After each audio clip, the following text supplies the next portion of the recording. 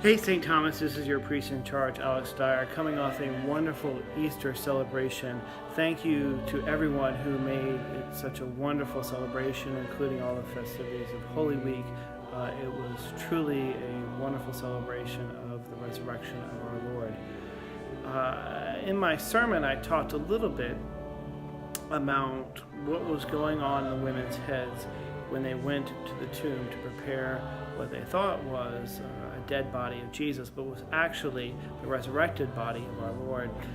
And I began to wonder and think about what was going on in their heads. In particular, maybe they were in a sense hoping, at least on some level, that the resurrection wasn't true, because if the resurrection was true, then they had to live their life differently. And I was proposing that the same is true for us. If we truly believe that Christ is risen, and we proclaim that all our Easter season, and not just in the Easter season, but in our lives, then we have to live our lives differently. I think a big thing about that is we can't fear death anymore. I think in particular about Martin Luther King, whose assassination we remembered just this week. And I watched a documentary about Dr. King, and in that documentary, I distinctly remember where he had a tic.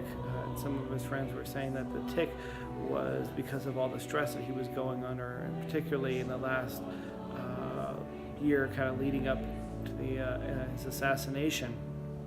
He got a sense that things weren't going that well, and that this tic was really a stressor for him. And the tic all of a sudden went away, and his friends asked him about that, and that's because he said, I don't fear death anymore, that he's resolved to what he's doing is right, so therefore if death happens, death happens. And I thought, wow, what if we could live like that, like Christians, not necessarily seeking death, but not fearing death, doing what is right. I thought of a movie instance where there was a teenager and his mother were out in a store, and there was obviously some altercation between a couple that he witnessed and his mother witnessed, and his mother chose not to do something. And then they were at home later on that night, and the child asked his mother why he didn't do anything, and she said she didn't want to get involved. And there was a line there that goes something in the sense of like, isn't violence the worst thing in the world? And the child responds, no, actually apathy is. And I thought, how many times in my life have I not responded to something out of fear? Could not necessarily be fear of death, but it could be fear of physical harm. It could be fear of not getting it right, of what people will think of me. And we believe in a God that has conquered death, so surely all that other stuff shouldn't matter.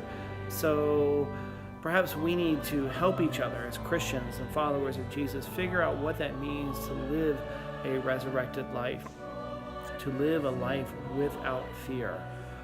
So maybe we can begin to do that or continue that this Sunday. I hope you will join us as we continue the Easter celebration this particular Sunday.